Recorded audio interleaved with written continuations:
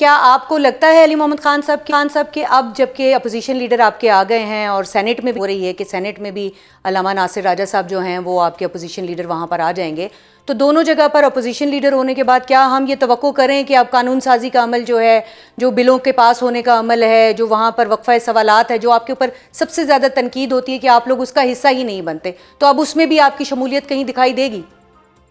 وقفہ سوالات میں تو ہمارا کنٹریبیوشن ہوتی ہے، اسٹینڈنگ کمیٹیوں سے ہم باہر ہیں۔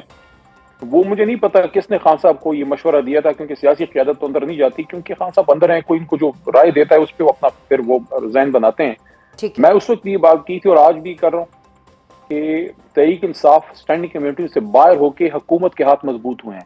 جس نے یہ فیصلہ خان صاحب کو مشورہ دیا ہے، میں یہ سخت بات ہے لیکن میں یہ کہوں گا کہ کہیں ایسا تو نہیں ہے کہ اس شخصیت نے حکومت سے آنکھ مٹکا تو نہیں کیا تھا، کیونکہ کون ہو سکتا ہے جو یہ کہے گا کہ پبلک اکاؤنٹ کمیٹی سے اپوزیشن نکل جائے۔ میری بات سخت ہے، میں اسٹیٹ بات کرتا ہوں۔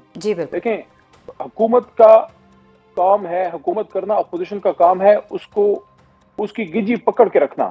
اس کی خاص کر پبلک اکاؤنٹ کمیٹی وہ جگہ ہے جہاں اس کی ساری سپینڈنگ کی رپورٹ ادھر آتی ہے۔ اگر پبلک اکاؤنٹ کمیٹی آپ نے خالی چھوڑ دی، اس کا مطلب ہے آپ نے حکومت کو کھلی چھوٹ دے دی ہے کہ جو کرو وہ جا کے کرو۔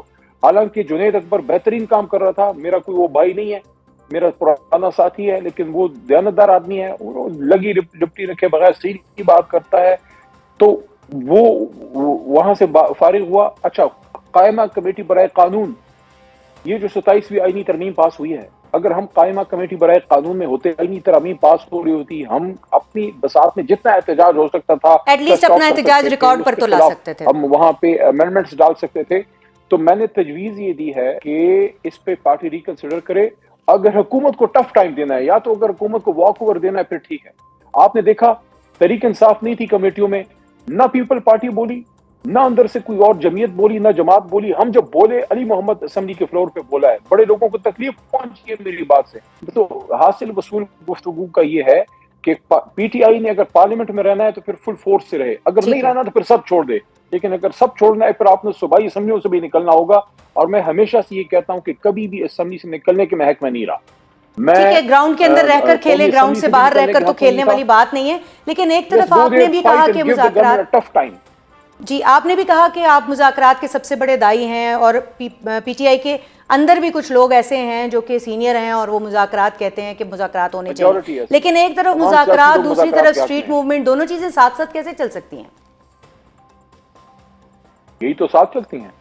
دیکھیں، یہ جو آپ چائے بناتے ہیں تو پانی اور دودھ کو ملا کے پتی ڈالتے ہیں نا، نہ صرف پانی ڈال کے چائے بنتی ہے اور وہ دوسری کالی چائے تو میں پیتا ہوں، بہت کم لوگ پی سکتے ہیں، اس کو گلے کے لیے اچھی ہوتی ہے ویسے۔ تو احتجاج بھی ہوتا ہے اور ڈائلاگ بھی ہوتی ہے۔ کبھی بھی ایسا نہیں ہوتا کہ صرف آپ نے احتجاج ہی کرنا ہے، بس سینہ کو بھی کرتے رہیں، نہیں، آپ احتجاج اس لیے کرتے ہیں اللہ کا ولی آپ کے ساتھ بیٹھ کے آپ کی بات سنے۔ اگر وہ آپ کی بات سن رہا ہے تو آپ تھوڑا احتجاج کو ختم نہیں کرتے، تھوڑا سا ایک سٹیپ بیک کر کے بات کرتے ہیں۔ اگر وہ مذاق کر رہا ہے، بات نہیں کر رہا، صرف ٹائم گن کر رہا ہے، آپ کے احتجاج کو مؤخر کرنے کی کوشش کروا رہا ہے، پھر آپ احتجاج کو، پھر تو سیاسی جماعت احتجاج بھی کرتی ہے اور بات بھی کرتی ہے۔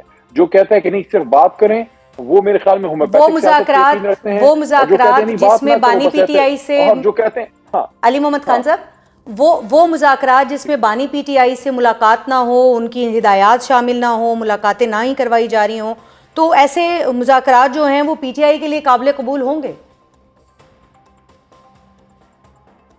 دیکھیں، سٹارٹ میں تو آپ کو بیٹھنا ہوگا، دیکھیں نا، پریکٹیکل بات کرتے ہیں، آپ نے مذاکرات میں بیٹھنا ہے تو آپ کے کچھ لوگ ہوں گے، آپ کو ان پہ اعتماد ہونا چاہیے۔ دیکھیں، یا کسی کو عہدہ نہ دیں، اگر اشرف زئی صاحب کو عہدہ دے دیا ہے ان پہ اعتماد کریں، اگر ناصر عباس صاحب کو دے دیا اعتماد کریں، اگر گوہر چیئرمین ہے، میں پارٹی کے لوگوں کو کہہ رہا ہوں، خان صاحب کو تو اعتماد ہے اس لیے عہدہ دیا، میں پارٹی کے لوگوں کو کہہ رہا ہوں، ہمارے جو ورکر ووٹر سپورٹر یا جو کچھ سوشل میڈیا کے لوگ باہر بیٹھے ہیں، کہ اگر عمران خان نے اس کو جو ہیں راجہ صاحب جو ہیں ان کو بنا دیا ہے جنرل سیکرٹری اور گوہر صاحب کو بنا دیا ہے چیئرمین، تو آج سے 2-3 سال پہلے پی ٹی آئی میں ان کا کوئی نام بھی نہیں جانتا تھا، ٹھیک ہے، لیکن عمران خان نے عہدہ دے دیا ہے، تو عمران خان کو ٹرسٹ ہے تو ہمیں ٹرسٹ ہونا چاہیے۔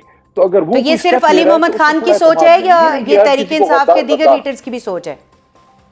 پتہ نہیں، جس کی بھی سوچ علی کی تو سوچ یہ ہے کہ اگر عمران خان نے کسی کو عہدہ دے دیا ہے تو خدارہ ہر کسی کو ہر وقت غداری کے فتوے نہ دیں، خود اپنا بھی دیکھیں آپ کدھر کھڑے ہیں. تو اگر وہ انگیج کرتے ہیں ان کو انگیج کرنے دیں. ہاں اگر وہ پھر بیٹھ ہی جاتے ہیں اور وہ وہاں سے پھر عمران خان کے پاس جانے کی کوشش نہیں کرتے، میں تو ہمیشہ سے ایک بات کر رہا ہوں، تو اس کا مطلب ہے پھر دال میں کالا ہے. میں تو ہمیشہ سے ایک بات کرتا ہوں کہ یہ جو سیاسی قیادت ہے اس کو اپنے لیڈر عمران خان تک رسائی دیں. تحریک انصاف کی قیادت جو آزمودہ قیادت ہے، جو عمران خان کے ساتھ 15-20 سال سے ہم لوگ چلے ہوئے ہیں، ہمیں عمران خان تک رسائی دیں. ہمیں پتہ ہے ہمارے لیڈر جو ہے اس سے کس طرح بات کرنی ہے، انگیج کرنا ہے. تو اس کو اس طرح سٹیپ وائز کر لیتے ہیں کہ اگر مذاکرات شروع ہوتے ہیں، اشرف صاحب اپوزیشن لیڈر ہیں، ناصر عباس صاحب اور کوئی سینئر قیادت، ہم لوگ اگر بیٹھتے ہیں، ایک دو نشستوں میں بیٹھ گئے، ان کے پوائنٹس لے لیے کہ بھئی حکومت کیا کہہ رہی ہے، ہمارے پوائنٹس آگے. پھر دوسرا سٹیپ سب سے اہم ہے کہ پھر یہ جو کمیٹی ہے وہ ڈیمانڈ کرے کہ یہ باتیں ہو گئی، یہ مذاکرات کے نکات آگے، اب ہمیں اپنے لیڈر تک رسائی دیں، ہمیں ان کے ساتھ بیٹھنے دیں. اگر حکومت یہ کام نہیں کرتی، اس کا پھر مطلب ہے کہ حکومت کی نیت میں فطور ہے، صرف ٹائم گین کر رہے ہیں، مذاکرات کا ڈول ڈال رہے ہیں اور احتجاج کو مؤخر کر رہے ہیں. تو اس کو 8 تھوڑا فروری کو کیسے ٹیکنیکلی دیکھنا دیکھتے ہیں ہوگا. ہم؟ اگر ہم ناک کی لکیر میں جانا ہے کہ 8 فروری کو کیا دیکھ رہے میں ہیں سمجھتا آپ؟ ہوں 8 کہ اچھا فروری کو ایک لوگ پہلے احتجاج جو کا آپ کی تحریکیں تھی ان میں لوگ اچھا نہیں ایک نکلے علی احتجاج محمد ہوگا خان صاحب؟ اچھا ایک احتجاج ہوگا. خیبر پختونخوا کا کوئی ایشو نہیں ہے. خیبر پختونخوا تو اپنی حکومت ہے، بیٹل گراؤنڈ پنجاب ہے. اگر اسی طرح جس طرح 8 فروری 2024 کو ہمارے لوگ نکلے تھے ایک پرامن انقلاب کے لیے اور ووٹ ڈال کے سب کو حیران بلکہ پریشان کر دیا ٹھیک ہے. کہ ہم نے ان سے بلہ لے لیا، لیڈر جیل میں ہے، پارٹی توڑ دی، پرچے دے دیے، پھر بھی قوم. تو اگر اب 8 کو پھر نکل آتے ہیں تو میں سمجھتا ہوں کہ بہت حد تک اللہ تعالیٰ کے کرم سے معاملہ آسان ہو جائے گا. نہیں ہے تو ایک اور بھی میں بات کر رہا ہوں، یہ تحریک انصاف یا کسی بھی سیاسی جماعت سے آپ احتجاج کا حق چھین نہیں سکتے. آج اپوزیشن لیڈر کی تعیناتی ہو گئی، بہت آپ لوگوں نے اس کے حوالے سے فائٹ بھی کی، ہنگامہ بھی ایک برپا رہا پارلیمنٹ کے اندر، پارلیمنٹ کے باہر. تو آپ کو کیا لگتا ہے کہ جو قائد حزب اختلاف کے طور پر محمود خان اچکزئی صاحب کا تقرر ہے وہ پی ٹی آئی کے لیے کتنا امپورٹنٹ ہے؟ بسم اللہ الرحمن الرحیم. اللہم صلی علی محمد و علی محمد. اہم اس لیے ہے کہ کوئی ایک ایسا عہدہ مین چاہیے تھا ضرور جس سے تحریک انصاف اپنا جو موقف ہے سیاسی اس کو زیادہ پر اثر طریقے سے آگے رکھ سکے. اور آپ تو ایک عرصہ ہو گیا صحافت میں، آپ کو اس کا ادراک میرے سے بہتر ہوگا جی. کہ حکومت جو کام ہے اس کے لیے وزیر اعظم کا عہدہ بڑا اہم ہے. لیکن جب پارلیمنٹ کی کوریڈور شروع ہوتی ہیں تو وہاں وزیر اعظم کے عہدے سے بھی شاید اپوزیشن لیڈر کا عہدہ کچھ معاملات میں زیادہ اہمیت اختیار کر جاتا ہے. جی. تو کوئی اگست سے لے کے آج تک جب آپ میں گفتگو کر رہے ہیں تو جنوری میں یہاں تک اپوزیشن لیڈر کا عہدہ خالی تھا. مت بھولیے کہ 27ویں آئینی ترمیم اپوزیشن لیڈر کی خالی کرسی کے ہوتے ہوئے پاس ہوئی. تو ایک تو اس سے ڈیموکریٹک سیٹ اپ کو تھوڑی اسٹیبلٹی ملے گی. ہماری توقع کیا ہے، آپ کا سوال ہے. ہماری توقع صرف ایک ہے، ہم نے باقی کام عمران خان صاحب خود کر لیں گے. ہمیں صرف عمران خان صاحب اور ہمارے اسیران باہر چاہیے جو بے گناہ اسیران ہیں، بیچارے اتنے عرصے سے 800-900 دنوں سے جیلوں میں ہیں. The first and the foremost responsibility of opposition leader محترم اچکزئی صاحب کی یہی ہے کہ عمران خان صاحب کی رہائی کے لیے کوئی کوشش کریں.